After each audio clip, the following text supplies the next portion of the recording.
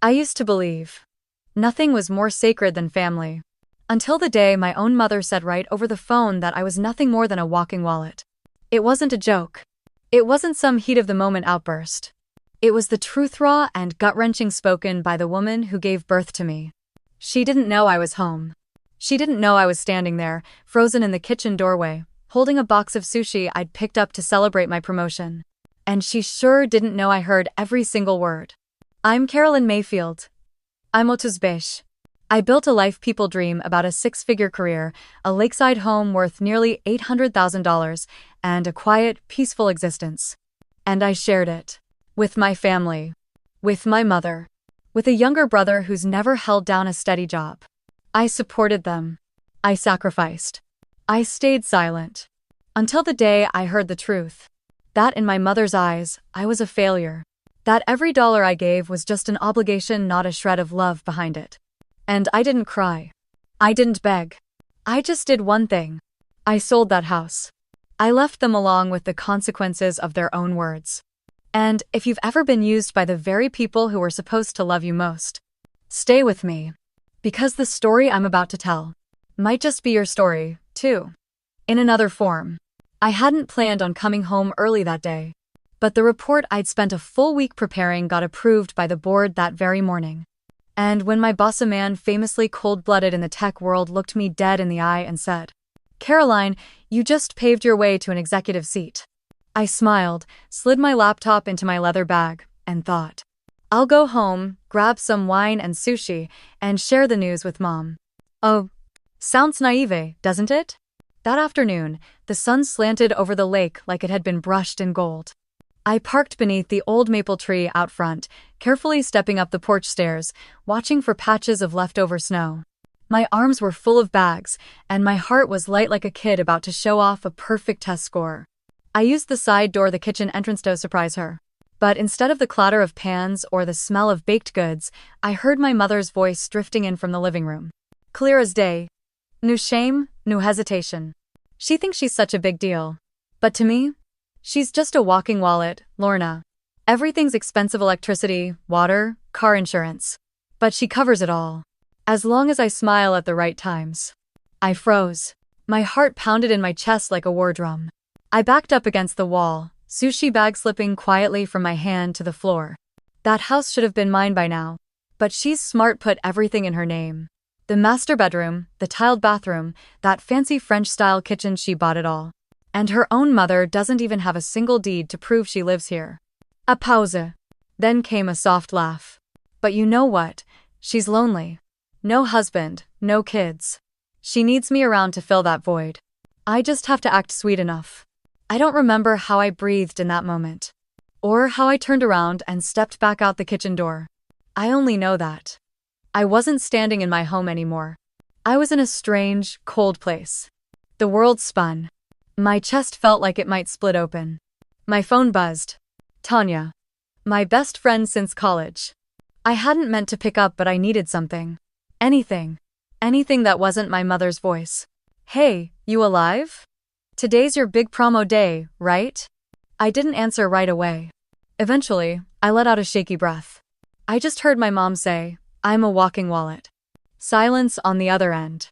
Then Tanya said only one thing. "Come to my place, right now." I didn't go back to the lakeside house that night. I sent a cold, clipped message. "Staying at Tanya's tonight. Don't wait for dinner." No reply. No follow-up. No. "Are you okay?"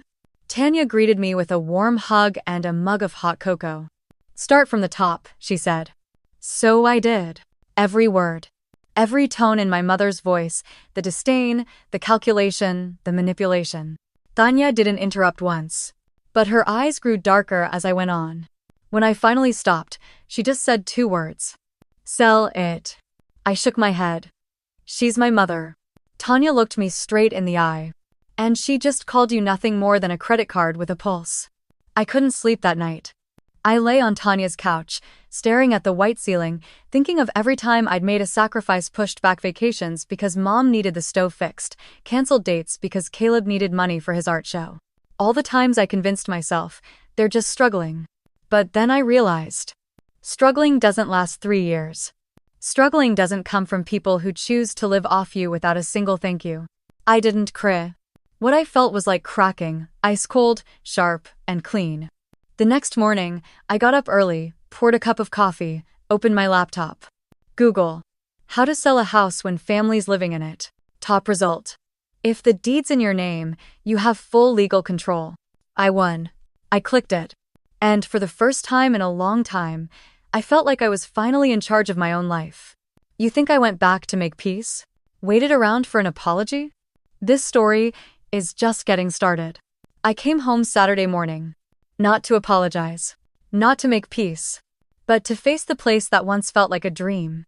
Before it turned into a glittering prison I built with my own hands for others to live in. The lakeside villa, when I first bought it, was the greatest achievement of my life. 2 stories. Walnut hardwood floors. A living room with vaulted glass ceilings that looked out over the water. An Italian granite kitchen, every inch custom carved. Every detail was handpicked by me. Every light fixture. Every shade of paint. Back then, I thought, this will be where I start a new chapter. Alone, in peace. I didn't realize alone would last exactly 3 weeks. My mother moved in first. Just temporary, honey. The old place has mold, they're fixing it. And, well, it's lonely living alone. I nodded. Of course I nodded. I always nodded. Then came Caleb, my younger brother. The promising artist with a string of gallery shows no one ever bought a single painting from. Hey sis, I lost my place. My roommate bailed without warning. I'll only stay a few weeks, promise. 1 week. 2 weeks. 3 months. 3 years. I was still the only one paying the electric bill. The water. The maintenance. The insurance. The internet. And, of course, the organic groceries my mother insisted on because of her sensitive gut. I used to soothe myself with, it's okay. This is family. I can afford it. They need me. I was the only one up at 5 a.m. working. The one cooking meals on the weekends while mom chatted with friends on speakerphone and Caleb lounged around watching Netflix. But I never saw myself as a victim. Until I stood by that kitchen door. Heard my mother call me a walking wallet. Heard her say I was so lonely I kept them around to fill the empty space. I opened my laptop. Pulled up a blank Excel sheet. File name. Escape plan. First line. Estimated costs of supporting mom and Caleb. I started typing. Utilities per month, 427, 3 years, equals 15,127. Bought Caleb a new car after the accident. $19,800. Career coach for mom, $3,000. Supplément, dental assurance, prescriptions, dues, 0. Upgraded kitchen, to mom's taste, though old one was fine, $7,500. Weekly food and groceries. $250. 3 years equals $39,000. I stopped there. Total. Nearly $100,000. And that didn't include Caleb's credit card debt I helped pay off. Or the borrowed money that never got mentioned again. I leaned back in my chair. At what point did I let people build their lives on my back? And still dare to complain that I stood crooked? That afternoon, I met Tanya at our regular coffee shop. I've got a plan, I said, voice firmer than ever before. Selling the house? I nodded. Tanya leaned back, gave me a look of proud disbelief. Finally. Someone's walking away from the poker table without getting drained one more time. I'm not the wallet anymore. We clinked coffee cups. I knew this wouldn't be easy. My mom was a master at playing the abandoned victim. Caleb? Blissfully oblivious. Always had been. They wouldn't see where they went wrong. They'd only see me as ungrateful. But for the first time in my life, I didn't need them to understand. I just needed to walk. The next day, I called my old real estate agent, Julia Cross. Caroline? Wow, it's been ages. Still loving that gorgeous lakeside place? I want to sell it. A beat of silence. I'll stop by tomorrow. Quiet transaction? Very quiet. No one in the house knows yet. Julia got it right away. I've seen a lot, but I'm guessing this is a family matter? More than you know. I hung up and looked around the house. The walls were still pristine. The lake still shimmered. The furniture still flawless. But this wasn't my home anymore. And I won't let them turn another place into a cage. No matter how golden the bars. I knew my mother would be home Monday morning. Her routine was practically set to the minute. 9 a.m. Chamomile tea. 10 a.m. A phone call with Aunt Linda or her best friend Lornaith, same woman who heard every sharp, cutting word from that Friday afternoon confession. I came back at exactly 9 o'clock. I needed to grab a few important documents, the home purchase contract, the property appraisal, and a few personal medical records I hadn't digitized yet. Things my mother was never allowed to touch ever. The oak door opened like a mouth, swallowing me back into a place of wounds. The scent of chamomile tea floated from the kitchen, and my mother's voice rang out, as if nothing had ever happened. "Oh, you're back. Finally remembered where you live?" I didn't answer. I headed straight upstairs to my office. "Caroline," she called after me. "Where were you all weekend? Don't tell me you stayed with that pink-haired nurse friend of yours." Tanya. The only person who didn't treat me like an ATM. I stopped on the 6th step and turned to face her. "Do you remember what you said on Friday?" She paused. Just for a second. Then gave a weak little laugh. "You mean the call with Aunt Lorna?" "Oh, sweetheart, you're being sensitive." I was just joking. I walked down 3 steps until I was eye level with her. "You said I was a walking wallet. You said all you had to do was act sweet and I'd keep footing the bills. You said..." I was so alone, you stayed just to fill the void. Her face went pale for a moment. But she recovered quickly like she'd been rehearsing for this her entire life. "Carolyn, you clearly misunderstood. I was just venting. I didn't know you overheard." "Exactly, you didn't know. And that's the problem." She frowned, switching tones. "I know you're under a lot of stress from work, but this isn't how you deal with it." I gave a small, cold smile. "I'm not angry. I'm just finally seeing things clearly." I turned back and continued up the stairs, closing the office door behind me. There was no lock. But the silence between us now sealed everything shut. I found the home purchase contract in the 3rd drawer, the one where I always kept important documents. Beneath it was a handwritten letter from my dad, dated nearly a decade ago. He passed when I was 25, right after my first big promotion. In the letter, he wrote, "I'm proud of you. I know I couldn't give you much, but I hope you always remember you deserve everything." I folded the letter carefully, tucked it into my document case. That memory, that real, unconditional love was the only thing I'd be taking with me from this house. Downstairs, I saw Caleb had just woken up. Hair a tangled mess, cereal box in one hand, eyes glued to his phone. "Where have you been the past few days? Mom kept calling," he muttered.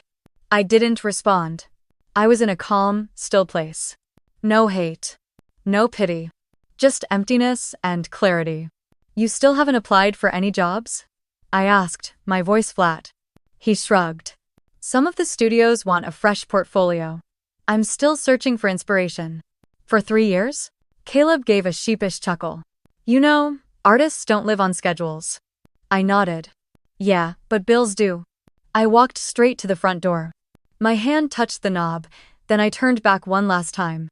"Oh, by the way, someone might come by next week to photograph the house." My mom shot up from the sofa. "Photograph? For what?" "To sell it." The room dropped into dead silence. "You're joking," she said, her voice rising. "Number. The house is in my name. And I've decided to sell. You'll both need to find a new place within 30 days. Caroline, this is our family home. Number. This is the place you and Caleb lived in off me, without a moment of respect." I opened the door. "This is my final decision, and I don't need anyone's permission." That night, I returned to Tanya's. I showed her the signed contract and the moving plan mapped out step by step in full detail. Tanya didn't ask questions. She just placed a hand on my shoulder. "I'm proud of you." I looked out the window. Snow had begun to fall. In my head, I could still hear every word my mother had said. "She's just a walking wallet." Maybe she never truly loved me as a daughter. But now, I've learned how to love myself. In the next chapter, my mother calls the extended family to intervene. They think I'm depressed, unstable, and need to be rescued from myself. But what they don't know is, I'm not breaking down. I'm waking up. I didn't open Facebook for 3 days. Not because I was busy, but because I knew Facebook would be the first weapon my mother reached for. And I was right. On Thursday morning, Tanya slid her phone toward me as we sat at her kitchen table having breakfast. The screen lit up with a familiar kind of post from Irene Mayfield, proud mother. When your daughter is going through a mental health crisis but refuses every offer of help, all you can do is pray. Please don't ask questions, just send love. 136 comments. Mostly from women she knew through church or her yoga class. Irene, what's going on? Oh no, do you need someone to pray with you? Hoping Caroline's okay. She always seems so strong. I laughed. A dry, hollow laugh devoid of any humor. She's building the unstable daughter narrative to cover the truth. Her daughter is more clear-eyed than ever. Tanya shook her head. I used to work psych nursing. And I'm telling you, this is classic emotional manipulation. She refilled my coffee. She can't handle losing control, so now she's turning you into the broken child who needs pity. I nodded slowly. Exactly. If they can't control you with guilt or debt, they'll try pity. That afternoon, I returned to the house. Julia the real estate agent was waiting in the driveway. Business dress. Folder in hand. Professional smile. Hey Caroline, I've reviewed everything. Suggested listing price, $790,000. With the location and the condition, I'd say we'll have buyers within 2 weeks. I nodded. And as for the current residents? I'll handle the legal side. You don't have to evict anyone personally, just post a 30-day notice. If they don't leave, the law's on your side. I opened the door and let her in. The moment Julia stepped inside, she glanced at the walls, the kitchen, the living room, and nodded. Home's been well maintained, but it feels heavy in here. I looked around. The walnut floors still gleamed. The sofa was spotless. The chandelier sparkled. But Julia was right. This house carried a weight.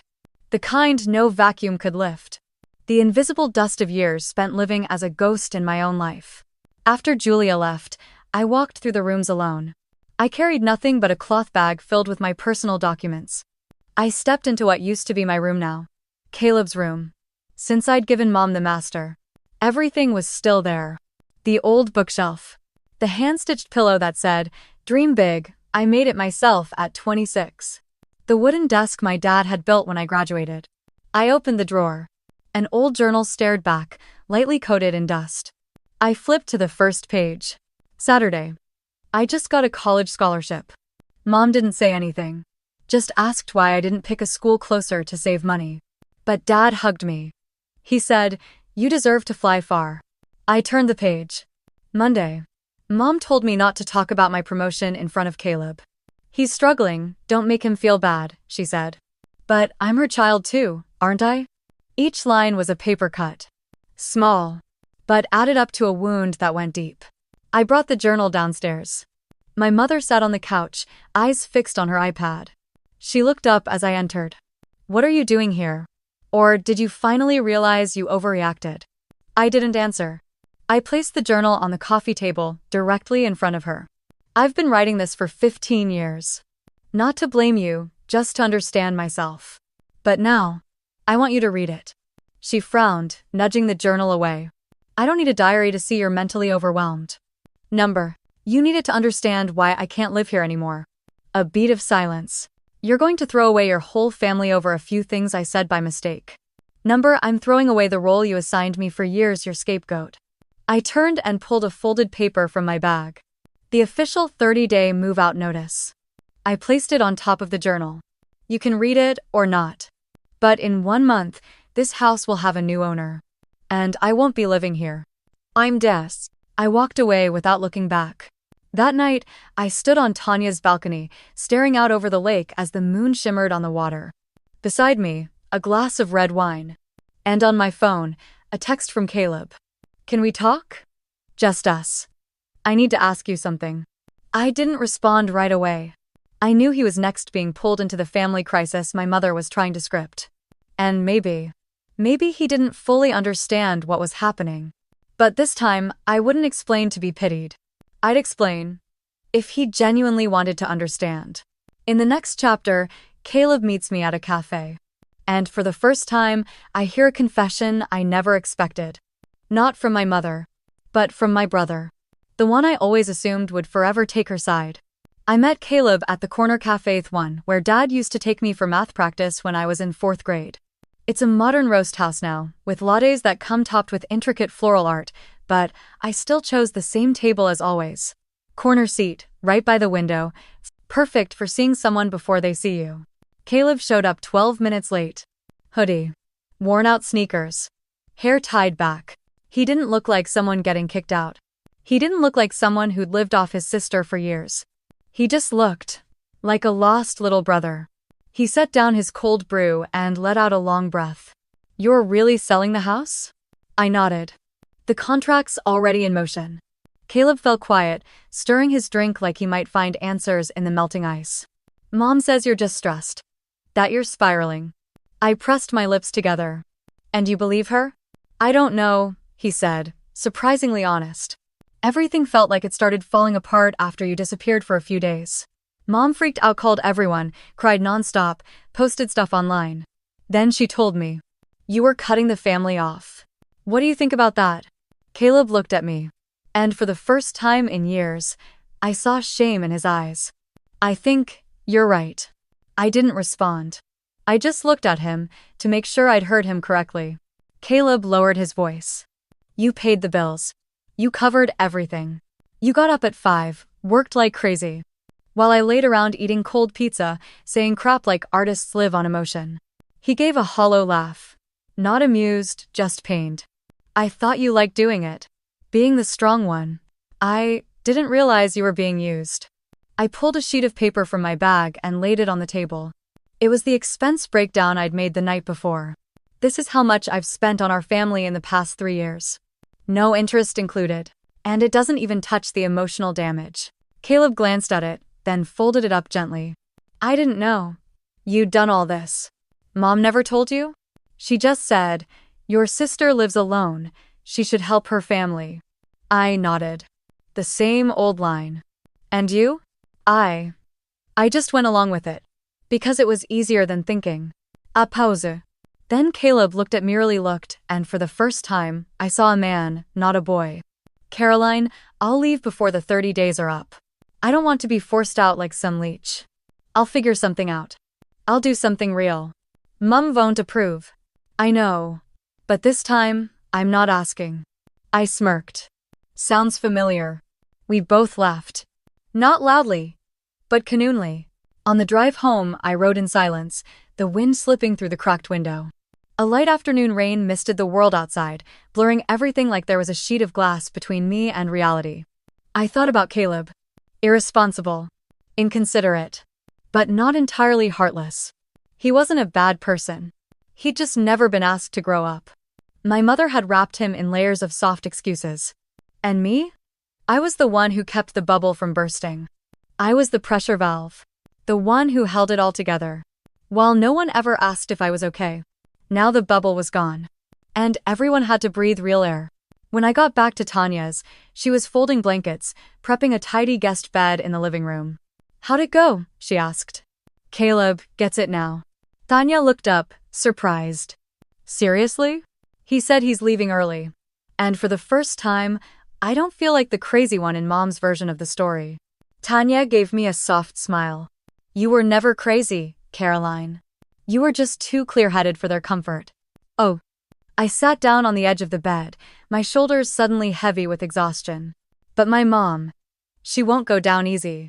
I'm sure she's already cooking up her plan B to keep control." Tanya thought for a moment, then said quietly, "People like your mom don't fear losing a house. They fear losing power. But you? You're not in that game anymore." That night, I lay still beneath an unfamiliar ceiling. Not my villa. Not my room. But I felt light. For the first time in years. I didn't hear footsteps in the hallway. I didn't brace myself for someone to ask how much money I was making. I wasn't living under the constant presence of someone who thought I was a disappointment. I placed a hand over my chest, feeling my heartbeat. Steady. Calm. And I knew. I was finally coming home to myself. In the next chapter, my mother stages an emergency family intervention. Complete with relatives, crocodile tears, ultimatums, and one sentence that freezes the entire room. But the most surprising moment doesn't come from anything she says. It comes from the one person I never thought would stand up for me. I'd never received that many messages at once until that morning. First came one from Aunt Donna, my mother's younger sister, who I'd last seen about 3 Christmases ago at a family party where they forgot to include my name in the gift exchange. "Your mom says it's serious. I think you should come home and talk things out.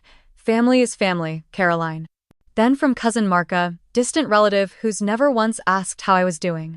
Aunt Irene asked me to call. "She's worried. You should come to the meeting this afternoon at 4. Everyone's waiting." The meeting. I almost laughed. My mother had done exactly what I expected. Staged a full-blown family intervention. No invitation. No questions. No regard for whether I was ready. I texted just one person, Caleb. "Is there really a meeting at the house this afternoon?" His reply came within 2 minutes. "Yes, Mom invited everyone. Said it's to help you regain balance. I'll be there. But you don't owe anyone an apology." I read that message twice. The boy who used to run from responsibility was now walking into a family battle he knew would pull him right into the middle. I exhaled slowly. 4 p.m. I would go. I arrived 10 minutes early. Aunt Donna's Subaru was parked out front. Next to it, a minivan I recognized as Elaine's mom's best friend since high school, who's never taken anyone's side but hers.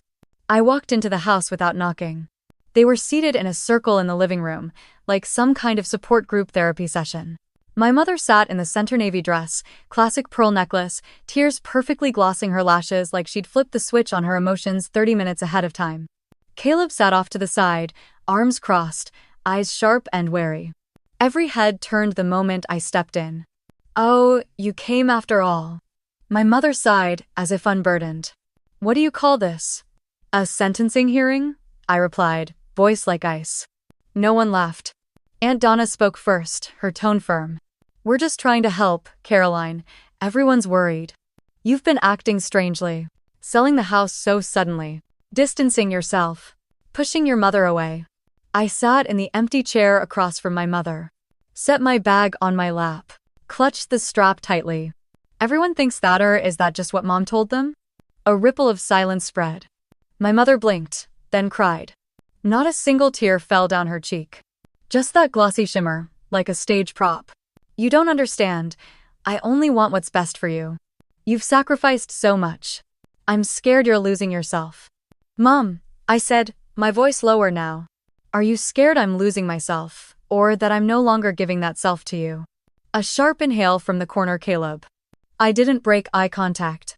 I heard everything. The call with Lorna. Walking wallet. Fake being kind.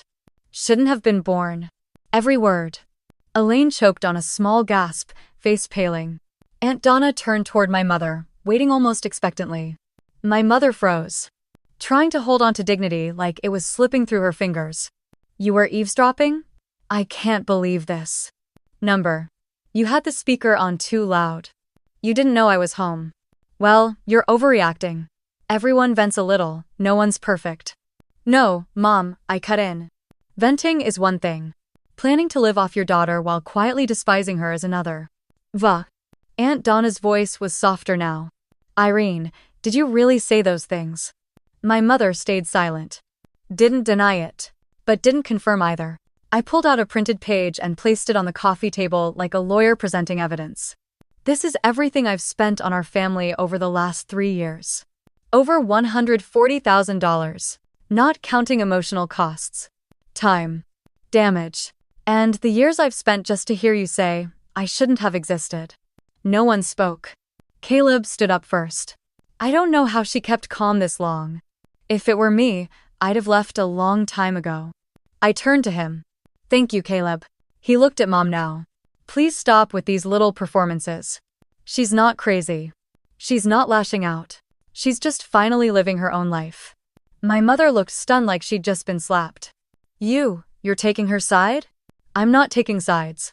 I'm taking the truth." When I stood up to leave, no one stopped me. Aunt Donna looked at me differently. Not with blame, but with thought. Maybe, for the first time, she realized things weren't as Irene painted them. My mother lowered her head.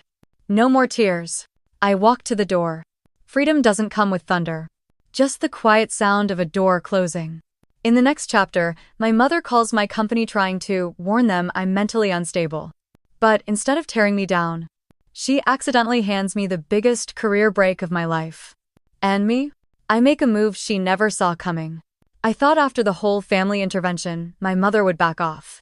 I was wrong. 3 days later, I got an urgent email from HR. The subject line was short: call from family member, needs verification. I opened it. And my heart skipped a beat. Hey Caroline.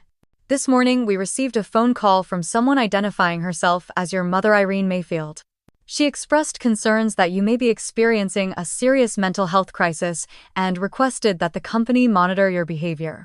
Below that was a summary of the call. She recently sold her home suddenly. She hasn't been staying at home. She's cut off contact with family, shows signs of detachment, anxiety, overworking. I fear Caroline may do something drastic if she doesn't get support in time. I sat frozen in my office chair. Noon sunlight was streaming through the window. But everything felt wrapped in a cold, heavy fog. My mother had called my workplace. Not just crossed a line. She was trying to sabotage my career. And she thought I'd crumble. By forgiveness. Come running back. Number. I opened my calendar and scheduled a meeting with Monokami department head. A sharp, no-nonsense woman who left Wall Street 10 years ago so she could run the show without wearing heels every day. We met at 3 p.m. I arrived on time, the printed email in hand, lips pressed tight. Monica gave me a slight nod, gesturing me and saying nothing, like she was waiting to see how I'd handle it. I sat down and handed her the email printout. No explanation. No tears. This is my mother. She does not represent me, and she has no legal or medical authority to do what she did. Monica skimmed it quickly. You okay? She asked, voice flat and measured. I'm going through a family separation. It's painful in some ways, but I'm not unstable. I don't need monitoring, I need privacy. Monica leaned back, folding her hands, studying me like she was testing the load-bearing strength of a brand new bridge. I had a mother-in-law like that once, she said. Called my job claiming I was abusing sedatives just so she could get custody leverage. My eyes widened. She gave a crooked smile. I don't believe in phone calls like that, Caroline. I believe in how you just handled this direct, calm, with documentation. This is a personal matter, we won't interfere. But, she paused, there's one thing I'd like to ask. Yes? You mentioned before you'd consider relocating if the right opportunity came up. Well, Portland HQ is looking for a team lead for the new healthcare data project. It's a clear promotion. If you're interested, I can send your internal file to the exec board by this afternoon. I lost a breath. From all that chaos, a new road had quietly opened. I'm interested, I said. And I'm willing to relocate within 30 days. That evening, I sat with Tanya in her kitchen. She took a bite of her cookie, then looked up at me. So your mom tried to ruin your career. And accidentally got you promoted. I nodded. Couldn't have scripted it better. And Portland? You're really going. The company will cover relocation. I've already checked out a few apartments near the office. Quiet buildings. Balconies overlooking the river. Tanya went quiet for a few seconds, then smiled. You know what? I've never seen you glow like this. Not I just landed a client glow. This is the kind of glow people get when they finally take the chains off. I looked out the window. The moon was up, casting long shadows of the trees across the brick patio. Because I'm not running away, Tanya. I'm walking away fully, intentionally, and on my terms. The next morning, I submitted my official transfer request. Monica approved it the same day. All paperwork was finalized within 48 hours. I would leave the city in 3 weeks. And on the same day I received the official confirmation. I sent a short email to my mother. Not angry. Not cruel. Just simple. You called my company. I know that. I'm not angry. I just want you to understand every attempt to control me only pushes me further away. I am not a wallet. I am not a puppet. I am a person. And I'm finally living my life. I hit send. And didn't wait for a reply. In the next chapter, I returned to the Lakehouse one final time. Not to say goodbye, but to pack my life into small boxes. And there, I find something long buried. A letter from my father. Along with a truth no one ever dared to speak. I returned to the villa on Saturday morning. The sun was soft, the lake as still as glass mirroring a flawless, open blue sky. But inside the house were the remnants of 3 chaotic years. Caleb had moved out the week before. My mother was no longer here, but her fingerprints were everywhere. The lavender oil diffuser. The lace curtains she insisted on instead of blackout panels. And the family photo frame sitting crooked on the shelf. The one where I had been oddly cropped out. I'd hired a professional moving crew. They'd arrive Sunday morning. Today was for undoing memory. Each cardboard box was neatly labeled. Keep vertical bar, donate vertical bar, sell vertical bar, toss. I hadn't expected the feeling of freedom to come from folding towels or sorting books. But it did. I kept handwritten letters from colleagues. The data science books that my dad once gave me. A few Lego models I used to sneak play with in grade school. I left behind.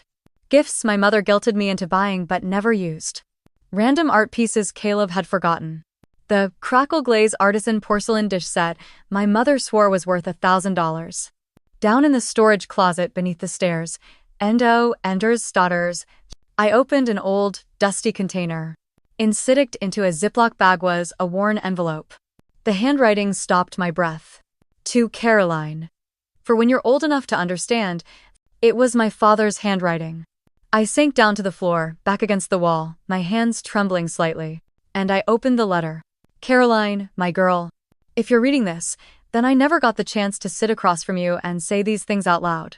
I know you've always carried the weight, always trying to get everything right because you're afraid to let anyone down. But I need you to understand being pleasing is not the same as being worthy. Your mother loves Caleb. In a way that's not always fair. I don't blame her, but I know you've felt it. I saw the way you worked for approval through grades, promotions, even setting aside your own joy to hold this family together. But Caroline, no one gets to measure your gratitude and decide if it's enough. When I'm gone, you'll be the only one who can protect yourself from that. Don't let anyone exploit your loyalty just because of blood ties. Don't believe you're obligated to sacrifice forever. You deserve freedom.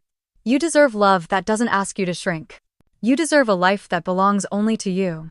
I love you. Always. Dad. I folded the letter and pressed it to my chest. The tears I'd held in for weeks finally came. Not loud. Not angry. Just a quiet stream, like a door had opened. And an old soul had been released. My dad knew. He'd always known. And in that letter, he gave me the permission I had never given myself. That afternoon, I loaded the letter and a few personal keepsakes into my car. I sealed the boxes meant for my new apartment in Portland. Each one held a part of my life, but felt lighter than any baggage I'd ever carried. Before leaving, I walked through the house one last time. The living room, where I once heard my mother call me a walking wallet. The kitchen, where I cooked for 3 people who never once asked if I'd eaten. The balcony, where I sat night after night wondering if I mattered. Because no one ever said I did. Then I turned to the door. I didn't say goodbye. I didn't owe this place a single word. That evening, Tanya showed up at my new place with pizza and wine. We sat on the floor, no dining table yet. A bottle of red between 2 half-unpacked boxes. So, is that the end of it? She asked. I shook my head. Number just. The final bell of an old chapter. The next part of my life just began. Tanya smiled and clinked her plastic cup against mine. To freedom. To myself. In the next chapter, I receive a different kind of letter. Not from Dad. Not from Mom. But from the one person I never thought would understand. My brother. A suggestion. And one simple question. Can we start over, without her in the middle? 3 days after settling into my new apartment in Portland, a small package arrived. No return address. Just one line handwritten across the front. Caroline, read alone. I had a strong feeling who sent it. And I was right. Inside was a plain white envelope, the familiar messy handwriting unmistakable Caleb's. I sat down on the window bench. Outside, Portland was wrapped in a light drizzle. Inside, the apartment still carried the scent of new wood and the soft glow of warm light. I opened the letter. Caroline, I know you don't expect anything from me anymore. And maybe you don't even need to hear this. But if I don't write it, I'll live with the weight of it forever. When you were still in that house, I thought you were fine. Not because you looked happy, but because you handled everything. You were the strong one, like Mom always said. But I never stopped to ask if you were tired. I never paused to wonder what you had to give up just to keep the whole house from collapsing. I used to believe mom's version of things. That you were tougher. That you didn't need the soft kind of love. But when you stood in the living room and read aloud what mom said behind your back, and no one could deny a word of it, I realized I'd been silent for too long. Mom's not a monster. But she loves the wrong way. She created a gap between us and sat in the middle, pulling the strings. I don't blame you for leaving. Honestly, I admire you. And I'm trying. Really trying. To stand on my own. I applied for a job as an art assistant at a small studio. It doesn't pay much, but I'm covering my own rent and groceries. For the first time, I'm living off money I earned. I don't know if you even want to stay in touch. But if you're open to it, I'd like to start over. Just you and me. No third party in between. No need for mom's blessing. One coffee. One honest conversation. A fresh beginning. Waiting to hear from you. Caleb. I rested the letter on my lap. My eyes didn't blink. I didn't know what I was expecting when I opened the package. An excuse? A guilt trip? But not this was growth. No defensiveness. No blame. No pretending not to know. Caleb, the same brother who once called me uptight, who used to ask for paint money, like it was a given, was now writing to me with respect, with humility, with a real desire to reconnect. I picked up my phone and typed a quick message. Read your letter. Coffee this weekend? Same spot near the library? Read receipt. 40 seconds later. Reply. In 1 minute. I'll be there. Not gonna be late. Sunday in Portland meant rain. The kind of rain locals call beautiful, misty, soft, not cold, not drenching, like a sheer veil between the world and your soul. I arrived 10 minutes early. Black coffee, no sugar. Savory pastry I used to love. One empty chair across from me. Caleb arrived on time. No hoodie. No messy hair. A clean jacket. Eyes a little tired but not drained. The kind of tired you get when you're finally holding your own weight. Hey sis. Hey. I'm Markham. We were quiet for a few seconds. But it wasn't awkward. I spoke first. Thanks for the letter. Thanks for reading it. Caleb glanced around, gave a small smile. This is weird. We're here, just us. No mom interrupting. No questions about salaries or marriage plans. I smiled back. No one telling me not to brag about work. No one telling me not to make you jealous with my success, Caleb said, smirking with a wink. We both laughed. For the first time in years. We laughed together. No tension. No roles to play. The conversation lasted nearly 2 hours. No one mentioned mom. We didn't need to. We shouldn't. We talked about hobbies. About Caleb taking online graphic design classes. About my morning runs in the Riverside Park. At one point, he looked at me serious. I'm not expecting to be someone you lean on. But I want you to know. You don't have to carry everything alone anymore. I wrapped my hands around the cooling cup of coffee. You know, I said. That sentence alone is enough. That night, I stood on the balcony of my apartment. The rain had stopped. The sky opened. The city lights shimmered across the wet pavement below. I sent Caleb a message. Thank you for growing up. You don't owe me anything. But I'm glad you chose this. His reply was simple. First time in my life I feel like someone real. I closed my phone. Looked up at the sky. No fireworks. No big finale. Just peace. In the next chapter, I get an unexpected call. From Victoria. My old boss in Chicago. But this time, it's not about a job. It's about my mother. She's in trouble. And I'll have to face the hardest question of all. Do I go back? If guilt isn't the reason anymore? I was cleaning out my bookshelf on Tuesday morning when the phone rang. Not an unknown number. A familiar name lit up the screen. Victoria Hayes. My former boss. The one who took me from mid-level analyst to senior manager at Hartley Analytics. The woman who once said, Caroline, you don't just have talent, you have gravity. I answered, my chest tightening just slightly. Victoria? What's going on? Her voice was calm, professional as always, but this time, there was something different. Hi, Caroline. First, are you okay? I'm good. Portland's been better than I expected. Good. That's really good. A brief pause. Then she spoke quickly. Decisively. Caroline, Your mother was admitted to the hospital this morning. That one sentence froze the air in my apartment. What? She collapsed in a grocery store. Someone called 911. Because she didn't list any family contacts except your name, HR at our office received the call. They pulled up your old file. One of the assistants forwarded it to me. I gripped the arm of my chair. What's her condition? Severe drop in blood pressure. Dehydration. Possibly stress-related breakdown. She's at Mercy Hospital, west side of Chicago. Is anyone with her? No one's shown up. And she has no insurance. According to the hospital records, you're still listed as her only emergency contact. I closed my eyes. 3 months ago, she told me I was the biggest disappointment of her life. Now I was the first person the hospital called. I didn't say anything. Victoria lowered her voice. You don't owe anyone anything, Caroline. But I thought you should know. I took a deep breath. Thank you, I'll think about it. I sat still for over an hour. No scrolling. No music. No movement. Just thinking. If this were the old me, I'd already be on the next flight. I'd have booked a hotel near the hospital. I'd be holding my mother's hand, yelling at the nurses, paying the bills, driving her home. Only to hear her complain I didn't buy the right kind of almond milk. But I'm not that woman anymore. I called Tanya. Would I be a terrible person if I didn't go back? She answered instantly. Number. I think you're someone learning to love herself after 30 years of being loved wrong. She's alone in a hospital bed. And she left you crying alone in your room for half your childhood. I laughed. Soft. Thin, but real. But if I don't go, am I just like her? Tanya was quiet for a moment. Then she said, whether you go or not isn't what matters. Why you do it is.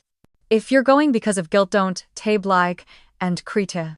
But if you're going because you need to let go, cleanly then go. Make it a trip for closure, not for reconciliation. I looked out the window. Rain had started to fall out as silver thread. 3 hours later, I booked a flight to Chicago. Not in a panic. Not in tears. Not soaked in emotion. I packed light. A book. A few simple outfits. And a printed copy of the hospital's emailed report. On the plane, I didn't cry. I didn't spiral into childhood memories. I just reread my father's letter. The one that woke me up. No one has the right to weigh your worth in gratitude. He arrived at Mercy Hospital at 6:04 p.m. My mother lay in a white bed, eyes barely open, her skin pale. She looked older. Noticeably older. I stood there. Didn't step closer. Didn't say her name. Just watched her. This woman who once made me believe that love required sacrifice. That self-worth was measured in endurance. That I was lucky to be the strong one. I thought I'd feel pain. But I didn't. I only saw the truth. And the truth was, I was no longer playing her game. A nurse walked in, nodded politely. She was awake about an hour ago, then drifted back to sleep. She said your name. I figured. Are you family? I looked up, straight into her eyes.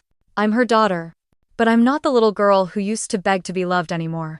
I left the hospital at 9 p.m. No callback number. I didn't go so she could see. I still cared. I went. To prove to myself that I could face the person who hurt me. Without handing her another piece of me. In the next chapter, my mother makes her first phone call after the hospitalization. But this time, I don't avoid it. I don't lash out. I speak with calm. With clarity. And, for the first time, I draw the final boundary. If you want to stay in my life, you have to relearn how to be a mother. I returned to Portland in silence. No announcements. No social media posts. The trip to Chicago ended like a cold period. No tears. No dramatic resolution. Just a quiet nod to the truth. I went. And now, I've come back. 3 days later, my mother called. I was making a simple dinner. Creamy mushroom pasta and a small glass of red wine. The phone buzzed. Mom calling. I looked at the screen. My hand froze on the pan handle. I inhaled. Then pressed. Answer. Hello? A pause. Then a soft breath. Caroline, it's Mom. I didn't say anything. I let her speak. I've learned not to rescue others from silence anymore. I know you came. The nurse said. You stood by the bed. I did. Why didn't you call me? Because I didn't go so you could see me. I went to see you for the last time, in my old role. Old role? The daughter who always came back. Who always forgave. Who always made up for everything. Action. My mother didn't respond right away. Her breath trembled on the line. You think I never loved you? I set the pan down on the stove. My voice didn't shake. No, Mom. I think you loved me the way you knew how. But that way hurt me. I never meant to hurt you. But you did. With silence. With favoritism. With the way you used love as a leash to pull me into guilt. Another pause. I continued. You called my company. Tried to damage my career. Told people I was having a breakdown.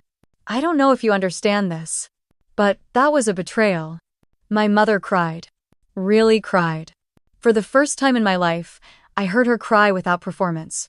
I was scared of losing you. I didn't know how to hold on without hurting you. You can't hold and strangle at the same time. If you want me to stay, you have to learn to let go. My tone was soft, but firm. And I need to be clear. This is the final boundary. I walked into the living room, sat in the armchair, and let myself not just say the words, but feel them. If you want to continue being in my life, you do not call my workplace. You do not spread false stories about my mental health. You do not use illness or fragility to manipulate me. And you stop treating Caleb like the one who needs protecting, while making me the one who carries everything. My mother was silent for a long time. Then she asked, her voice small, like wind slipping through a cracked door. Do you still want me in your life? I closed my eyes. 1 second. Then opened them. Yes, but not at any cost. Only if you're willing to relearn how to be my mother. And the first step is knowing how to say you're sorry. Her breath caught. Then slowly, she said, I'm sorry, Caroline. Truly. I didn't respond right away. Because I knew. Forgiveness doesn't begin when someone says sorry. It begins when you decide the pain no longer gets to lead. I hear you. But I haven't forgiven you. Not because I hate you. But because forgiveness is a process. After the call, I didn't cry. I didn't feel light, either. I felt awake. Like I'd just stepped out of a 30-year dream, where I always played the strong daughter. Now finally, I just got to be me. I opened the window. The breeze carried in the scent of damp earth and crisp air. I sat down and opened my journal. Day 74. Since leaving the Lakehouse. For the first time, my mother spoke to me without pride in her voice. And for the first time, I cried not because of her, but because of me. That night, I called Caleb. Mom called me. You answered? Yeah. How'd it go? I drew the line. She cried. And for the first time, it felt real. Caleb let out a slow breath. You think she'll change? Not much. But maybe she'll learn a little. I'm still learning too. We all have toy if we want to move forward. Me too. I smiled, looking up at the ceiling of my small but warm apartment. You're on the right path, Caleb. And I'm proud of you. In the final chapter, I attend a small gathering hosted by my new company. And, among new friends, new coworkers, no one knows what I've lived through. But they don't need to. Because I no longer live in the past. At last, I understand. I don't need family to be someone. I just need myself. That evening, I stood in the small stone courtyard behind the Portland branch office, where we were having a casual welcome mixer for new hires. Warm golden string lights hung overhead, casting a soft glow on wine glasses and open smiles. No one here knew I was ever the walking wallet. No one had heard about the lakeside villa. To them, I was just Caroline, the precise data manager. Minimalist dresser, always carrying a leather notebook and a navy blue Pilot fountain pen. And to me, that was enough.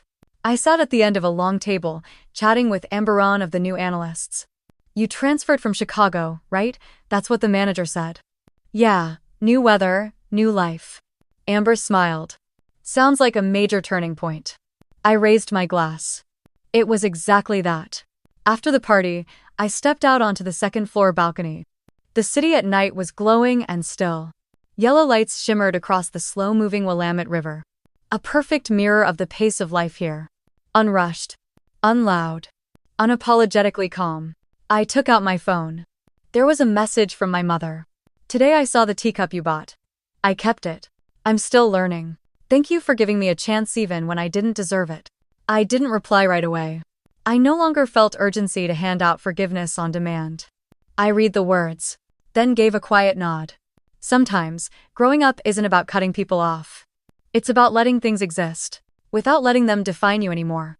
I opened my notes app, and under the tab, Things I Know for Sure, I wrote, I don't need my parents' approval to know I'm worthy. I don't want love that comes with a price tag of sacrifice. I'm not weak for walking away. I'm strong for stepping out of the role others wrote for me. I saved it. Not to share. Just to remind myself how far I've come. A week later, I invited Caleb to visit Portland. He took a cross-state bus jeep, slow, but he said, getting there on my own is part of the process.